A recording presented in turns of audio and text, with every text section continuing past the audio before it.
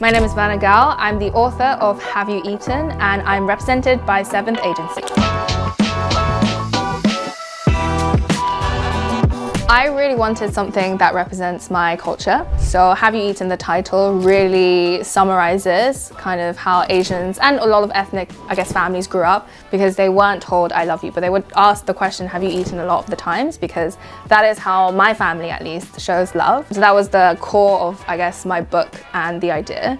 At the same time, I also wanted to tell the stories around the food that really meant a lot to me when I was growing up. It was a lot more than just a viral recipe, let's say, but it was supposed to be a lot more meaningful and show that there is a lot more meaning deeper than just cooking something to satisfy your hunger. It was a lot more love that's built into the recipes. I also wanted to, summarize it into mood-based eating, because I think a lot of the time we decide what we want to eat based on our feelings in that moment. So when your friend asks you, do you want a pizza tonight? You might say, yes, sure, but or you can also say, I'm not really feeling it. And feeling is the word that you're going with. So in the book, there are chapters that are divided into how you're feeling. So food for comfort is a really good one, and that one really summarizes all the recipes that I would go to personally if I'm feeling a little bit down, if I'm feeling a bit hungover, just kind of helping that feeling in that moment that I'm having.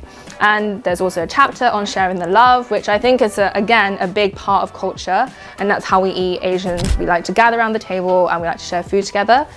So in that chapter, there are a lot of food that you make, that you share with other people, and I think it's a really beautiful thing. That is so difficult to answer, but I guess in summary, there are a few steps. So first of all, what I feel like eating in that moment. So literally feeling on my mood at that time.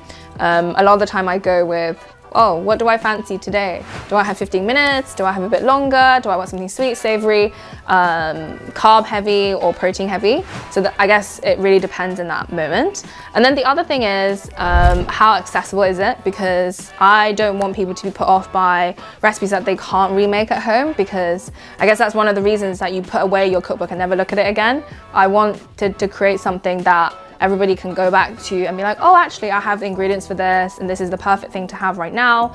And I also don't want to put people off just because it's an authentic Asian recipe. Remaining authentic is so important, and doing the storytelling. I think people love hearing stories that they can relate to. I think it's so easy to get lost in the noise of creating viral content, repeating what other people are doing, but I really think the ones that stand out are always the ones that kind of resonate with the audience, especially with books, because you can create a video and the video kind of tells the story, but when you're writing a book, you have to really add a lot more emotion in the words that you're using. And I think the storytelling really adds a layer of characteristics to the recipes, or any story that you're telling, essentially.